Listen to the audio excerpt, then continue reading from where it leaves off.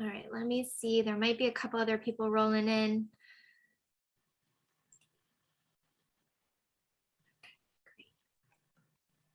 Okay.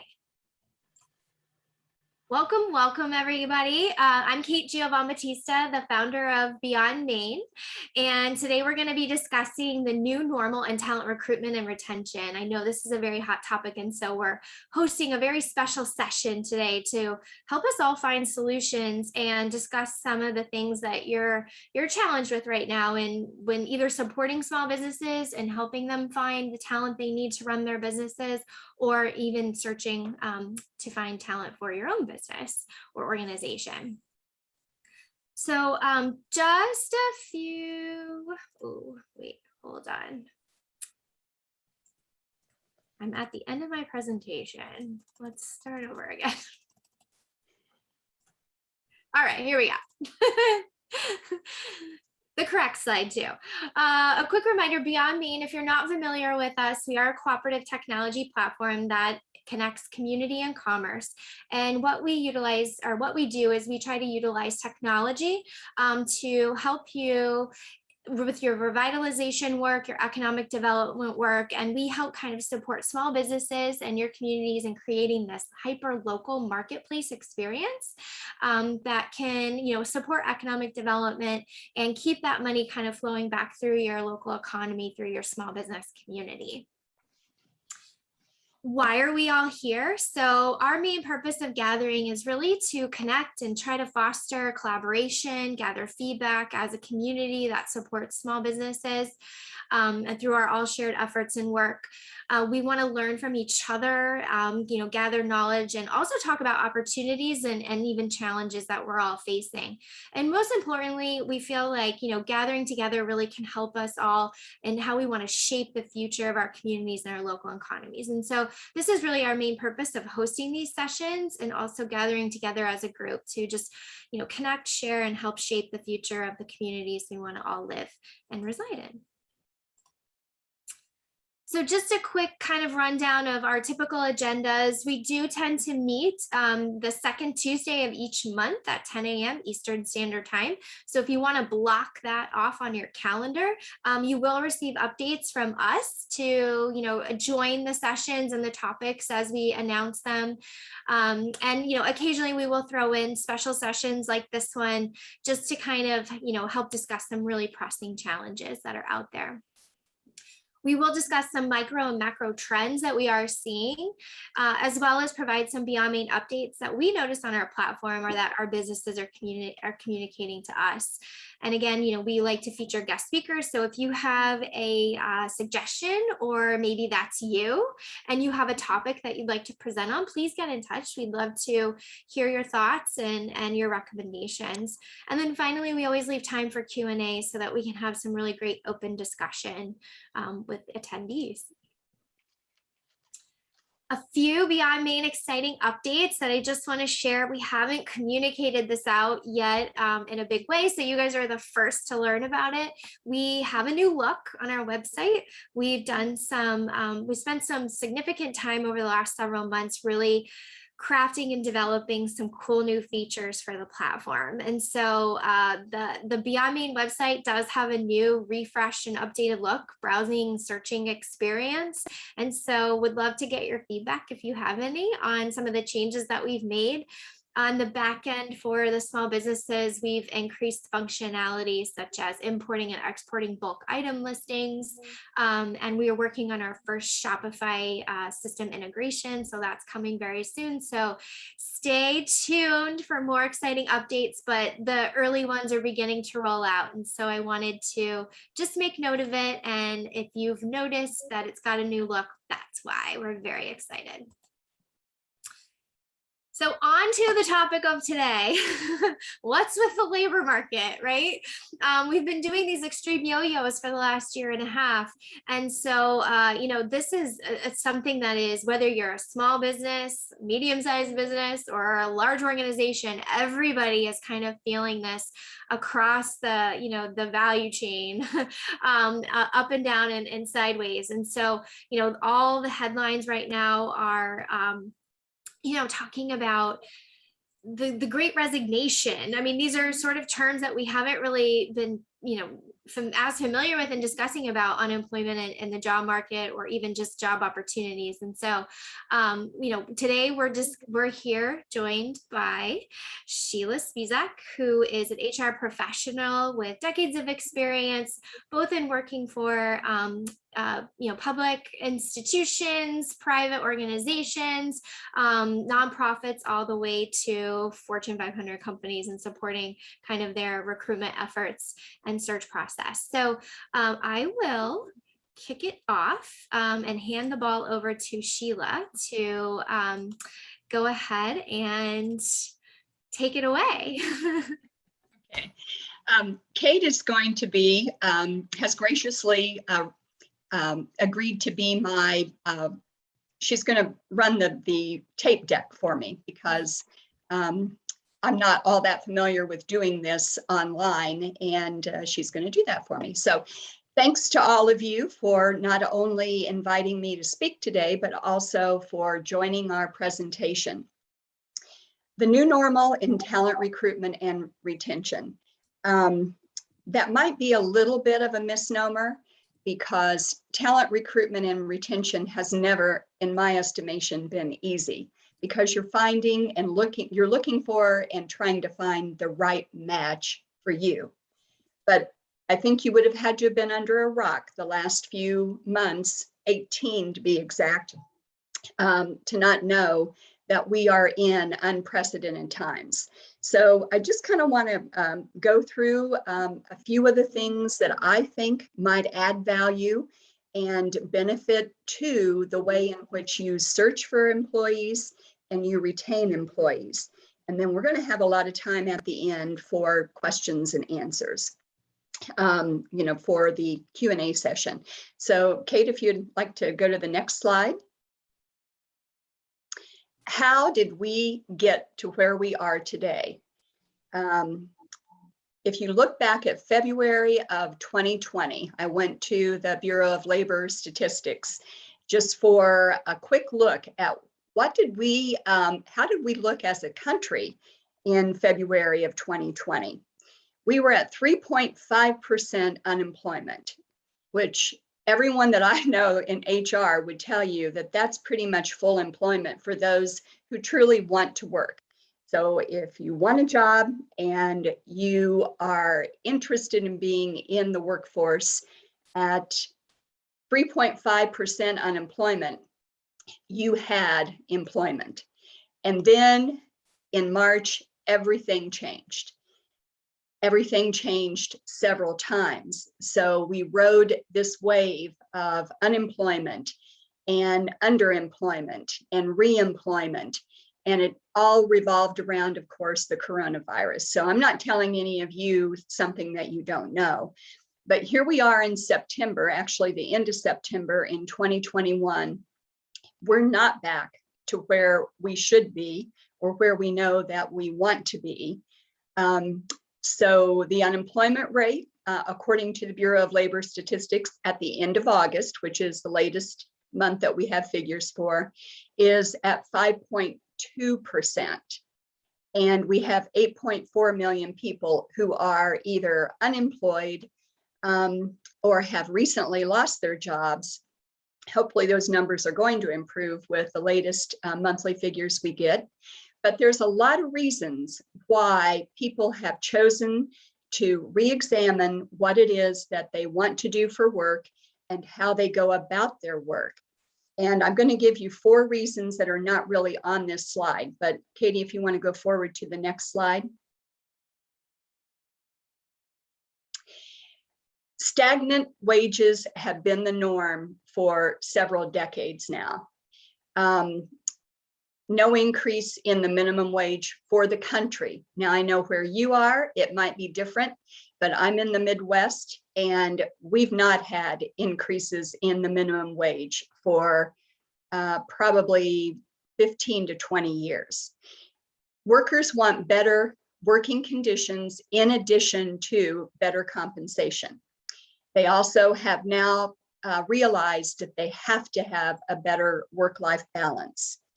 Many of the people who left the job market and the workplace the last 18 months were females, were women. They represent the greatest decrease in workforce participation over the last 18 months.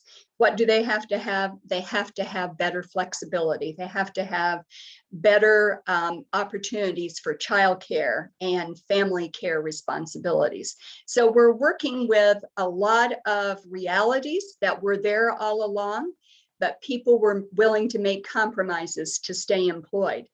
The last 18 months have shown us that they're maybe not willing to make those compromises now. So what does this mean for all of you? And you're looking for employees to match the values and the core competencies that you need in your organization so that your organization can succeed. I would say that you're looking for the passive job seeker in a positive sense. In other words, it's not passive where it is negativity, but they're not actively looking. But as Kate started the presentation with a great resignation, they are very open to resigning their current job if they can find a position that is going to more adequately match their career goals and their work-life balance and what it is that they need in that new position. So the passive job seeker, and what we like to call in HR, the hidden job market, the hidden candidate pool. So you're going to go looking for that. It is not readily available right now. If we want to go forward to the next slide. Knowing that you're looking for the passive job seeker and for that maybe hidden applicant pool, what do you have to do differently? And I'm really going to be interested in all of your techniques too. So hopefully when we get to that point in the presentation, I can certainly learn from all of you on the things that you're finding that are working now in the moment, in the here and now. But this is what HR professionals are telling us are going to help, have always been a part of the recruitment process, but now have to be maybe ramped up and put at the forefront of your recruitment strategies. First of all, we have to be realistic that we are maybe in our new normal, but it's going to become the norm now. In order to get an applicant pool in 2021 and as we go into 2022, you're not going to be seeing 50 and 60 candidates apply for a job posting. In my way of thinking, that's a good thing. It is really hard to screen 50 to 60 candidates. And that's what we had after we came out of the Great Recession. It's so easy to apply for a job online. I could sit down tonight and apply for 15 jobs in just a matter of minutes. But what that means on the other end is that now the recruiter has to read through and has to review all of those applications. You don't really want to just throw the net out there and then bring in a lot of applicants that are not a good match for your organization. So a smaller applicant pool is actually better as long as you are targeting those and they're reading what it is that you desire and how they are a match for what it is that you need. The second is spend your recruitment budget wisely. Spend your dollars wisely. It will help as you are then looking through that applicant pool and you are going into the selection phase.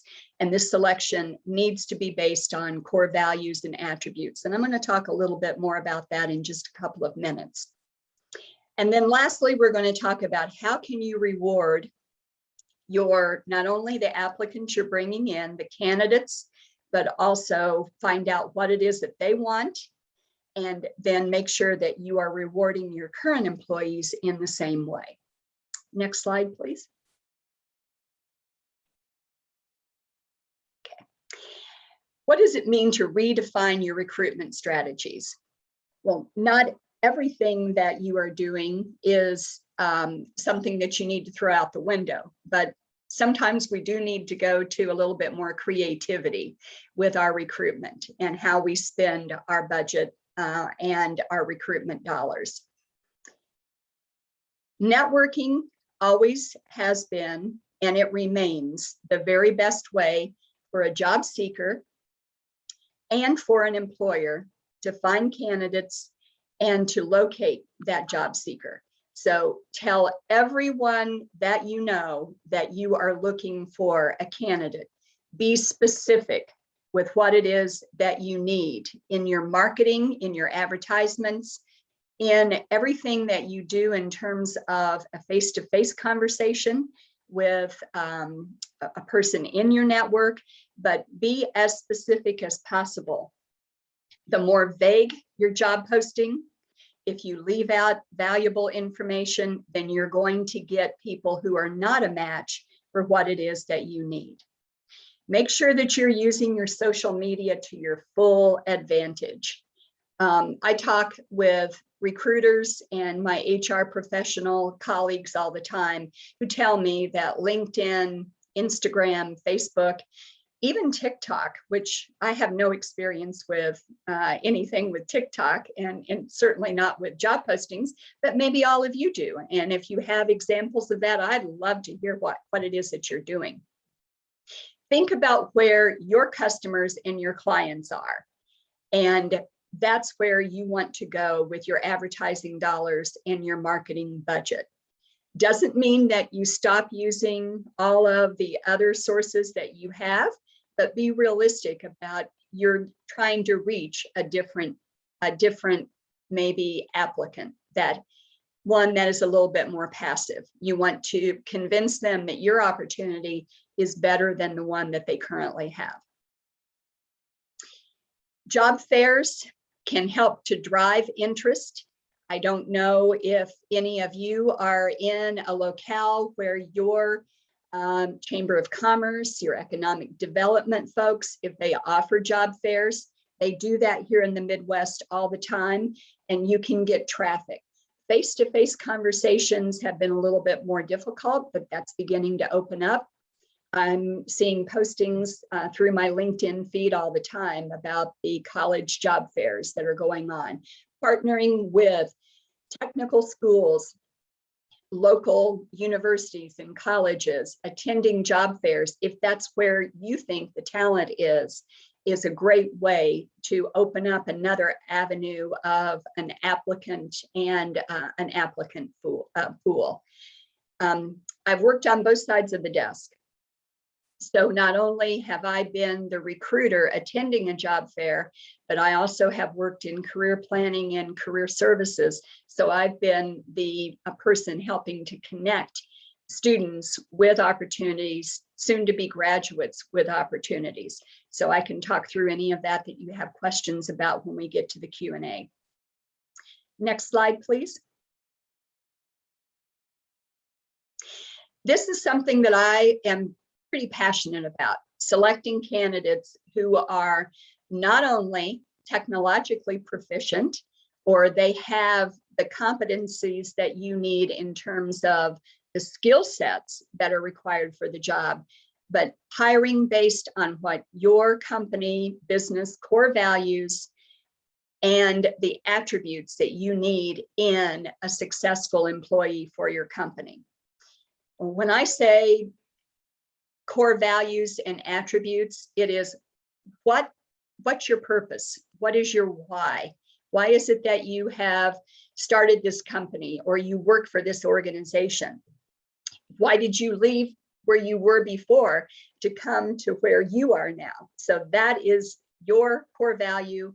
That is your why. And you need to ask interview questions that are going to get to a candidate's core values so that you can determine the match.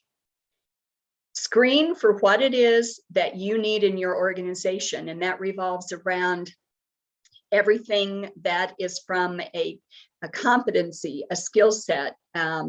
Maybe you do have to have a certification, and that's fine. You can advertise for that, but interview for values-based interviewing.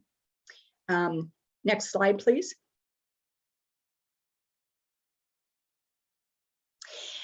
I also encourage employers and those looking for candidates to begin with an understanding of the difference between a job versus a career. And again, I'm talking positively. Not every job seeker is looking for a career, and not every job seeker only wants a job. So job has taken on a little bit more of a negative connotation, maybe over the last decade, because everyone wants to talk about careers.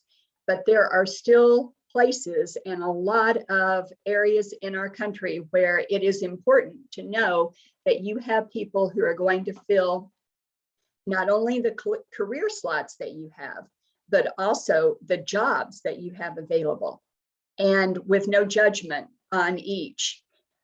Know what your brand and what it is that you are advertising to that job seeker or to that career seeker. So that's identifying your core values as a company, and then speaking to that during the interview phase. I use a technique known as behavior-based interviewing. So this is allowing you to get to the difference between the qualities of a candidate and a candidate's qualifications. It's allowing you to get to the attributes of a candidate and not just the experience that a candidate is bringing. I find that employers look often, far too often, for too many years of experience. So I used to have these conversations with my hiring managers all the time. Well, why do you need 15 years of experience? Well, because they have to know about this situation and that situation and this situation and that situation. And how often do those things come up? Well, they don't come up real often, but when they do come up, I want someone who's been there before. They often are throwing things up against the wall that are going to prevent a good applicant pool from being acquired, and will prevent a good candidate from going forward because they're asking for too much in regard to experience, and maybe asking too much in regard to qualifications. So the rule of thumb to use here, if you can train, or if you will need to train an employee for that skill set, you do not have to have an experience set of 2, 3, or 5 years on the part of the candidate. So go back and read some of your job descriptions and some of your advertisements. If you're screening people out before they ever get to that point, then you may need to take a look at what it is that you're advertising. When I say determine a candidate's match with your core values, I've often been told by hiring managers, well, how do you get to a person's integrity? How do you ask questions about a person's honesty? How do you know whether they would be a good team player? And my response is, you have to ask a specific question getting at a situation in their past. So you're not wanting them to make something up. You're asking them a question about, have you ever had an experience with this? Let me give you an example. If you want to know about a candidate's personal or their professional core values, and what maybe, how they hold themselves accountable, then you ask the question, can you describe personal accountability and what that means to you? And then you wait for the answer. Then you ask them to give an example of, how have you used personal and professional accountability in your current or in your past role? If you want to know about how you can trust an individual, to ask them about a time when they have in the past improved the lives of someone that they worked with. How about how they handle failure? Ask them that question. Tell me about a time when you failed in a project. How did you handle that? What did you do differently the next time? How did you make amends? So the questions are not about the role of the position in terms of the bookkeeping that they're going to do or the customer service that they're going to interface with. It can be, but you want to know them as a person. Will they match you and your organization? Will they match with your team? And are they going to be a good fit for your organization? Okay, next slide. Some ways that you can find employees have always been part of the recruitment strategies for what I call smart employers. And the ways that you reward those new hires as well as your current employees are also ways that smart employers retain their employees. The last 18 months has made us rethink, and it's important that we all do this. What is a benefit? Well, I grew up in human resources, and a benefit was compensation, healthcare, 401k. It used to be employee stock ownership plans and things like that, but those have gone the wayside. Or it used to be pension, that's gone the wayside. But a benefit today is defined differently by a candidate. Some of those things that we talked about before, or that I spoke about before in regard to flexibility, being able to have some days in the office or on the work site and some days at home, being able to work some flexible hours. Those are more important to an applicant and a candidate today than they ever were. Or maybe they were important before, but they didn't think they could ask for them. Many people have worked for organizations where they had to report into work every day of their life, into the physical workplace. And then guess what happened during COVID? The employers had to adjust. And in that process, the employees adjusted, but now they know that they can work effectively and successfully from home. So that could be something that you're going to be asked about more and more often in this new normal. Instituting an employee referral program is something that I have done at each employer where I worked and headed up HR. Your current employees are one of your very best sources of future employees. They know about the team. They know what it takes to be successful. They also know what they want in terms of a coworker. And then if you incentivize that a little bit, and it does not have to be a large amount. Think about how much you pay to post a position in an online job board. Can you give that in terms of a incentive to a current employee who brings you a qualified candidate whom you hire? Well, of course you can. So rethink how you are bringing candidates into your organization and draw upon your current employees to help you do that. I also would tell you to consider a sign-on bonus, but following a successful 90 days on the job. I'm also hearing from my HR colleagues that a lot of candidates are taking jobs, not showing up, taking jobs, and only working a few days or a couple of weeks. So that signing bonus, you need to make sure that they're a good fit for you and the candidate is going to stay with your organization. Longevity bonuses are also something that I think have always been an important part in terms of a reward structure in good organizations, and they're becoming even more important. That 90 days of a sign-on bonus, some employers are going to 6 months as, I don't know if you can call it longevity, but that's what they're doing, a 6-month bonus, a 1-year bonus, a 2-year bonus, 5-year anniversary bonus. So those are some ways that you can reward in the monetary sense, but it also sends an important message to a current employee that you are important. Flexible hours and days in the office. Some employees now want to work a couple of days in the office, but also have the option to work remotely, or they might want to do condensed days. If you have the ability and your business model will allow that, then it's something that you can consider. Now, this is a benefit that would not fly well in the Midwest because we have ample parking at all of our employers.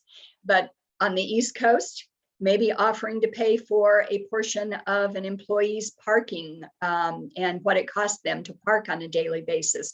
That could be an important benefit to them. That wouldn't be part of that. That is the traditional. Next slide.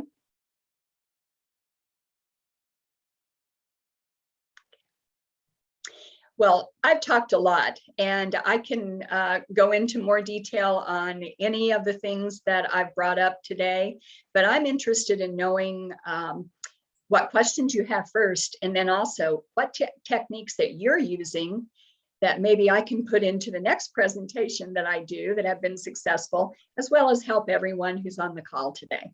So I'm going to open it up now. What questions do you have?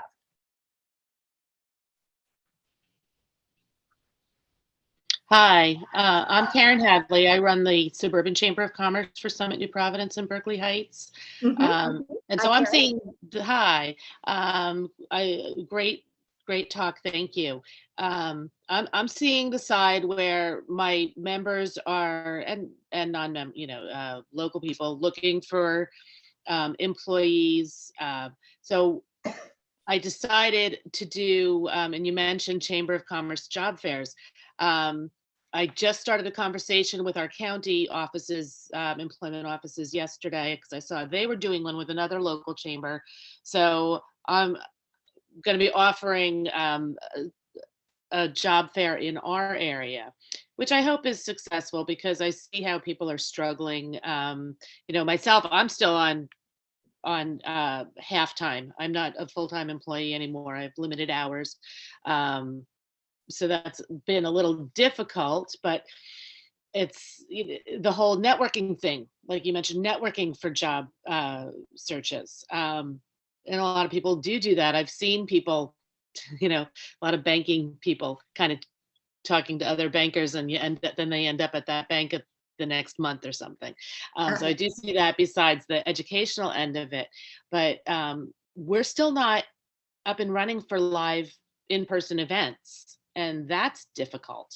So I think that's also hindering people's job searches. So I'm going full boat on a real live job fair in person, hopefully next month. So it's, Well, good luck to you. And if you would want to chat, Karen, about that, I have experience, as I mentioned, on both sides of the job search process. Working at colleges and universities and career center, and also heading up HR departments. I can maybe help you with that process and help you then to help your participants with that process. Here in the Midwest, we've opened up a little bit more. So our local university here and a lot of the colleges and universities where I used to go to recruit are now having in-person job fairs. They hold them in our basketball arenas for the most part. So big, huge spaces with tall ceilings and great kind of like airflow. And I think that's one of the reasons why they have decided to actually go back to that model this year. But it's a great way to talk to a lot of applicants in a short period of time. It saves time and money. So kudos to you, Karen, and everyone who's a part of that for looking at how you can help your clients. Sheila, do you want to give are there any best practices that you've seen around job fairs that you feel like result in more successful outcomes for participants? If there's anything you'd like to share, I'm sure that might be relevant. Make sure that you have a takeaway that you can give to an applicant, and make sure that you capture their information. So you talk to a good candidate and you get so enthralled with that candidate that you forget to give them information about your company. And in today's environment, it's so easy to say, well, just go to our website, but have a one-page takeaway. I mean, a good piece of paper can be a wonderful reminder about what you are as a company, what it is that you value, and what you value in your employees. The other thing that I would say is, do not think that you have to have all kinds of snazzy marketing materials. If you could go to the local Kinko's, or Kate, I don't know, what do you have in Summit and Berkeley Heights, and that We could have a do? wonderful UPS store who's Okay. amazing. Yeah. We also Okay. have List Pharmacy does all that Yes. not List Pharmacy, List Printing does This a lot of printing too. nice Yes. work, and they'll help you design it too, which is kind of nice to have. That's wonderful. That's all you need. You do not have to have tall banners and, you know, something that an engineer would have to put up behind you. That's not necessary, because the candidate is not there to see your snazzy marketing materials. They're there to talk with you and to see what you have to offer. Those are some of the things that come to mind. On the employer side, and be genuine in regard to what it is that you're looking for and what you feel that you have to offer to a candidate. Remember, you're selling your company, you're selling yourself, and you're selling your team. So They what want to be about- convinced. What about if you're organizing, like you're organizing this, but it's really to benefit the small businesses who are conducting the search? Like, any tips for organizing participants who are actually wanting to fill positions when you're sort of just the coordinator of an event like that? So you're asking, Kate, you're asking about if you are the convener. What? Yeah, like if you're kind of working on behalf of, there's a number of small businesses in your jurisdiction that are searching for, they have open positions they're trying to fill, and you're trying to attract the talent so that they have the opportunity to interface with them. Like, you're just sort of convening the event. Like, any advice for guiding the participants on how to effectively, participate in that, anything they need to do in advance, or even at the event or post event? Sure. There's a lot of great tips that, a person who's going to be attending a job fair. So that's what you're talking about, correct? Yeah. As an applicant. Well, no, as an applicant, but also as an employer who's attending, who's maybe has a booth or a table there, who's wanting to interface, like anything they need to do to prep or should be advised to do to prep further.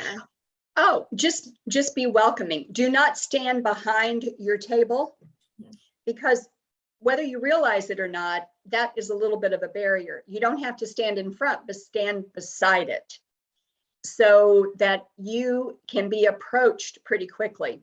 I don't know what you're doing on the East Coast in terms of shaking hands, but in the Midwest, we're back to shaking hands again. I don't know how I feel about that, but that's what's happening, and that's what I'm seeing in business interactions today. We're back to going to things at our local Chamber of Commerce and at our convention center, and people are shaking hands.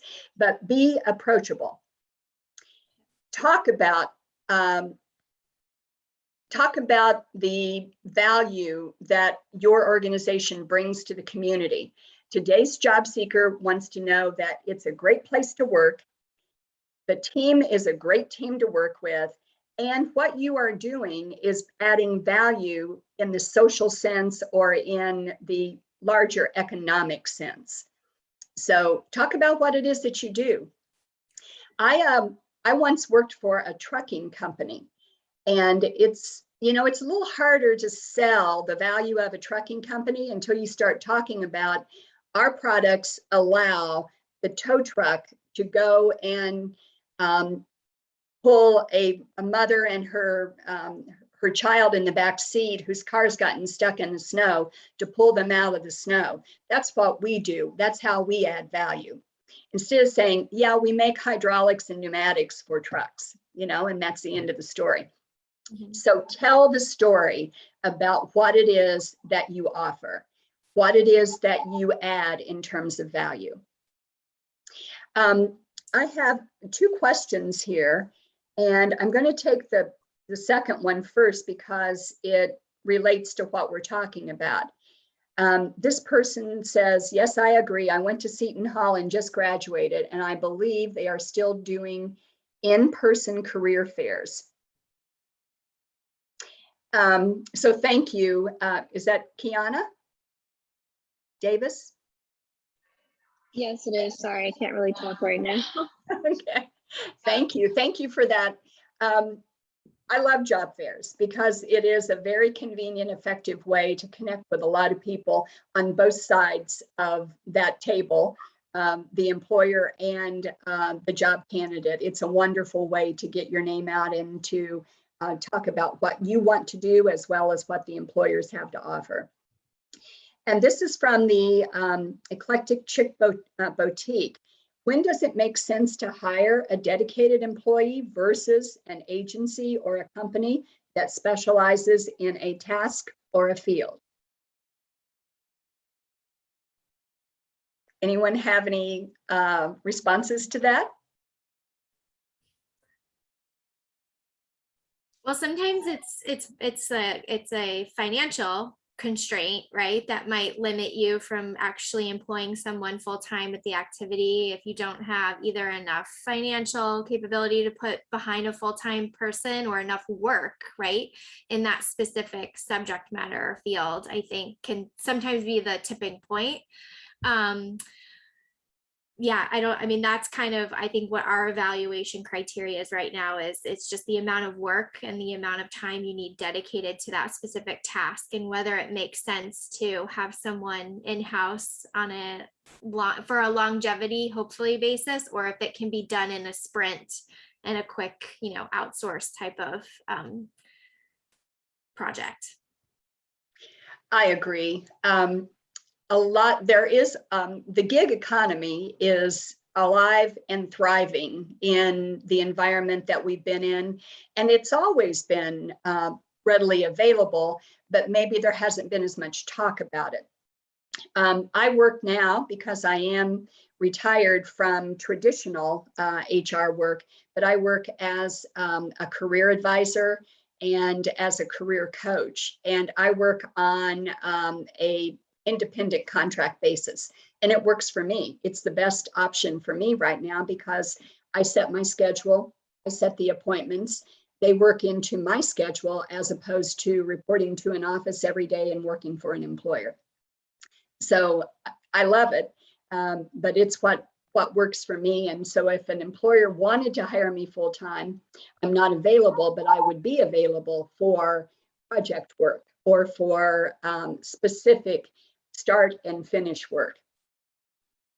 Do you think it relates to benefits too sometimes? If you can't be competitive with the market for that specific task or role from even a benefit perspective, sometimes it doesn't make sense to hire, an individual. It might be more lucrative for both people to be independent or more contract based. Sure.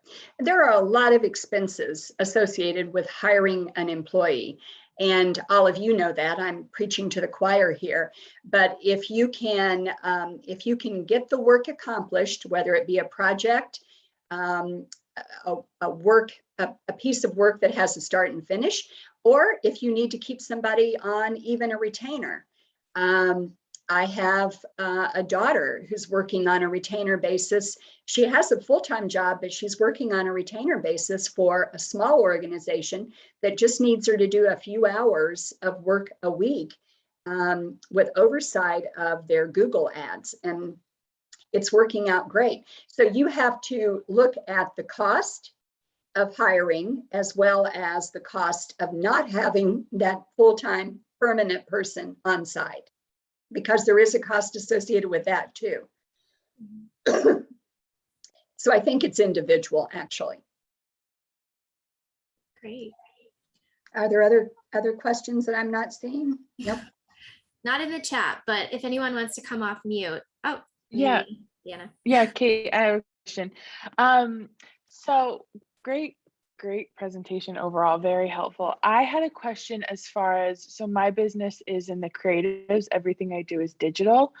But I've seen a lot of, like, when viewing other job descriptions or other companies hiring, a lot of them do assessments. Like, you do the interview process, they'll ask you for assessments. And so I was just kind of wondering your take on that. Just because I've done it when hiring and I've also not done it when hiring. And so as far as like companies, I've seen more and more companies do it, and I've seen some employees be okay with it and some employees kind of, I don't know, from an employee, an applicant perspective, how do you think it relates back to a company overall? If you're asking them, to preview their Yes. work. It kind of goes back to when I was talking about after we came out of the last recession and people were desperate to hire during that time, and candidates were going in and applying for 20 jobs a night because they could. It was so easy to apply for a job. Employers started kind of tightening up what they were doing with their recruitment processes. And the last 10 to 15 years has really brought this wave of what I call kind of job match, job assessment. There's a word that's escaping me, but I have implemented a lot of those kinds of programs so that when we were hiring for a specific job, that we knew that the candidate had the right temperament, the right kind of attributes, and that they could do well in that role. Now, a lot of these had to do with positions that were repetitive. So working on an assembly line, working in an assembly cell, putting together parts for the trucking industry. It takes a certain individual to be able to do that efficiently and effectively time and time and time again. So I think assessments sometimes are warranted, but that's where you as the employer have to decide, do I need an assessment now? Or can I use successful interview techniques to get at the attributes, the values, and the overall personality of this individual to see if they're a good match?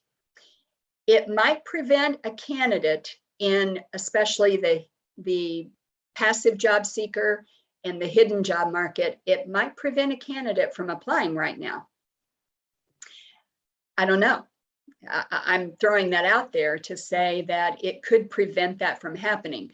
But if you do it for one candidate, in order to have consistency, I would think that you would have to follow that through for other candidates as well. Yeah, that makes sense. Yeah.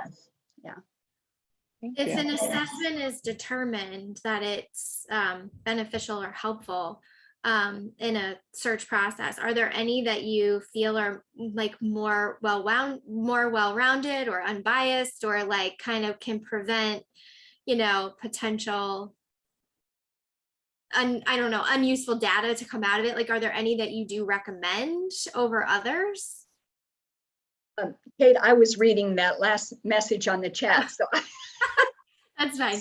I'll repeat. I said, are there any assessments that, you feel like if it is determined that someone would like to implement an assessment in their interview process or search process, are there any that you feel like are better than others, that just really are less biased or less, easy to like sort of, not that an interviewer, like not that a potential candidate would like try to scam it, but sometimes, they're thinking of how they're filling out that assessment and what the person reviewing that results is going to be potentially looking for, and they could kind of skew their answers. Is there any that you feel like are better evaluation? I'm a fan, and I think I've probably shared this before. with you, Kate, I'm a fan of the Strengths Finder, and I have been for 15 years now. It's a Gallup product. You do have to buy the book, or now they have it online, but you have to buy. If you want your candidate to go through that, you would have to buy it for them. So I don't know about the expense of having all candidates, but certainly when you get to the point where you're considering 1 or 2 or 3 candidates, then you might have them to take the Strengths Finder.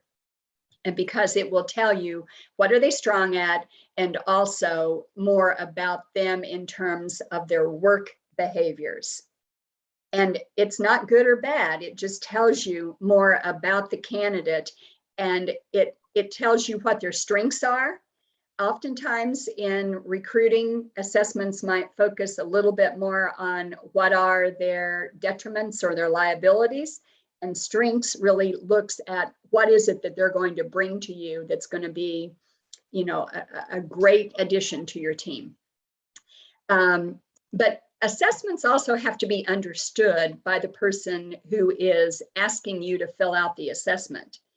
So it does take some time to understand that from the standpoint of the employer.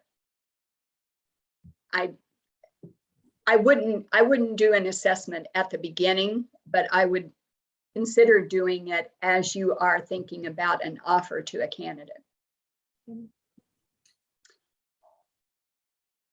You want to answer the question in the chat around job boards? Yes, Karen's asked a question about a job board, and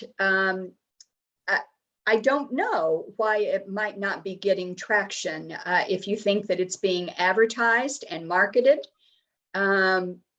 it could be, again, that you have a lot of passive job seekers that aren't going to where you are advertising and marketing that. If it's free to post local jobs and you have your share of the listings in the publication, it could speak again to that, you know, it's kind of like, where are the candidates?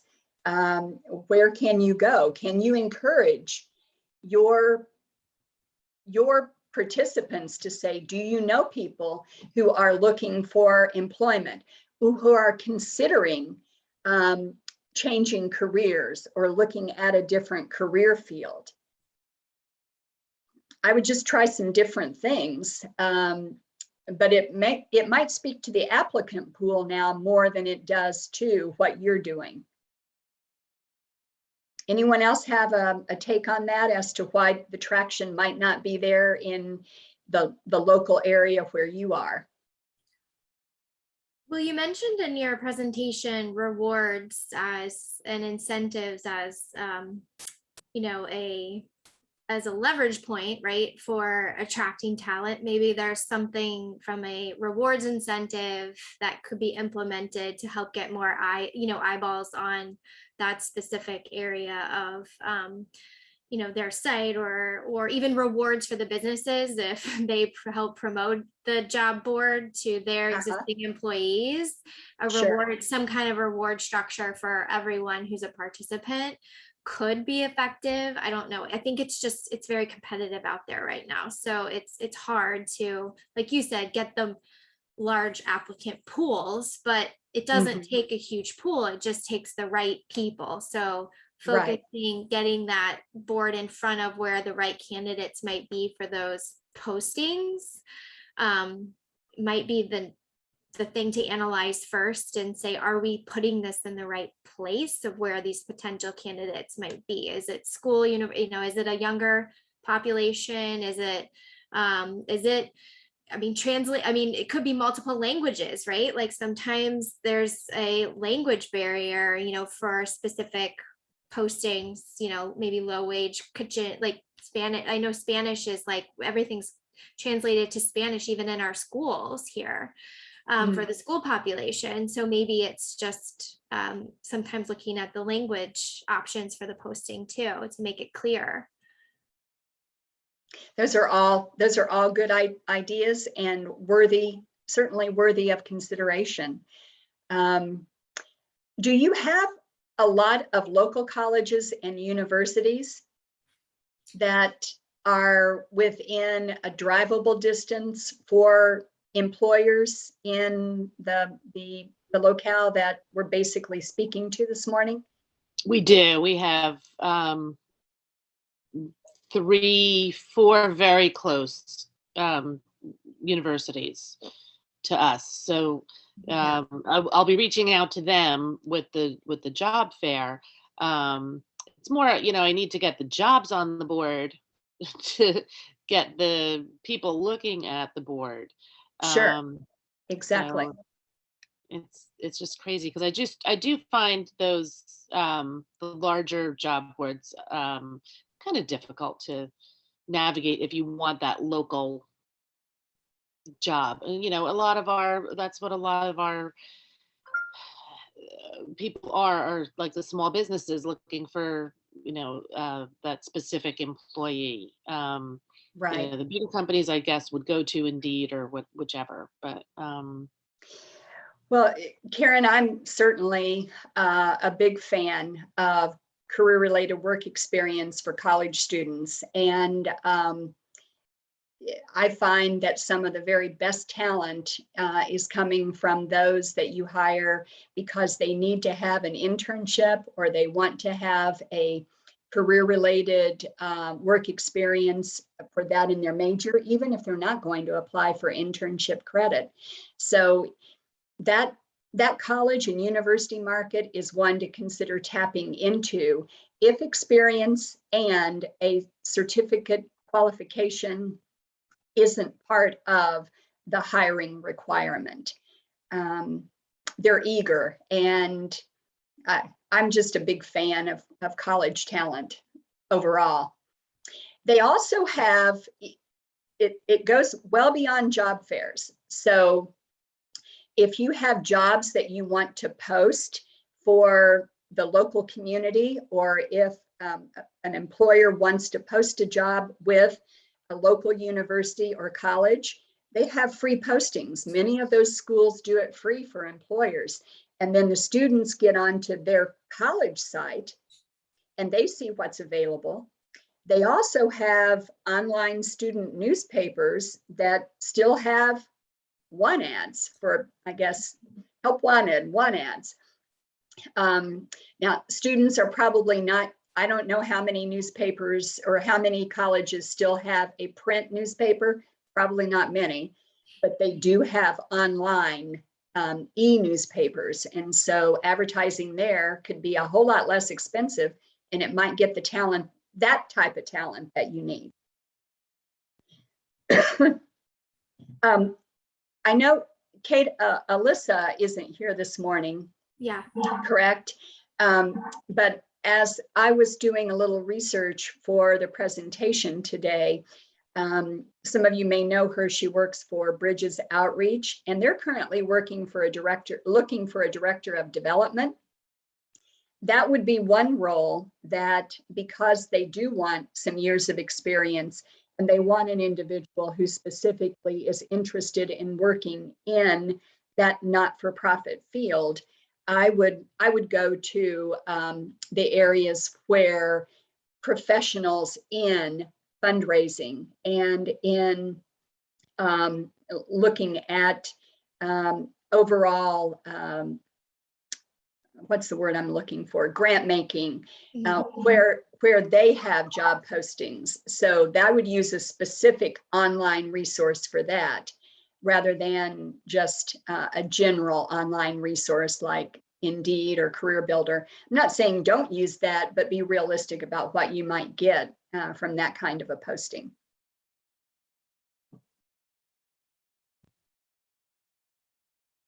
Any other comments or suggestions of things that have worked for all of you?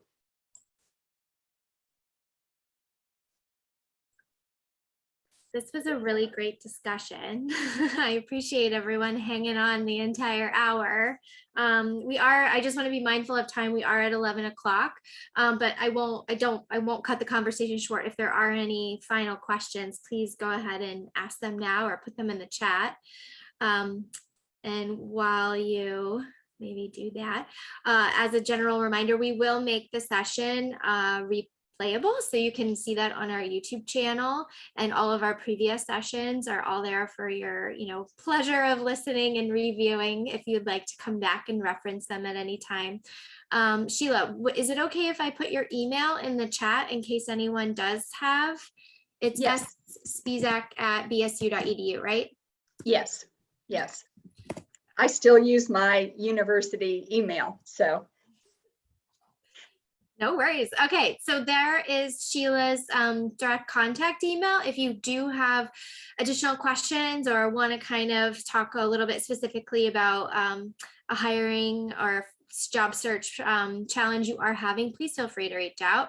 And I guess with that, we will say thank you and have a great, wonderful remainder of your day. And, please reach out with any feedback, questions, or suggestions on future sessions. We'd love to hear them. It was great talking to all of you this morning and with all of you this morning. So good luck in your recruitment and retention, and thanks for having me. Thanks. Bye, everyone. Bye. Bye.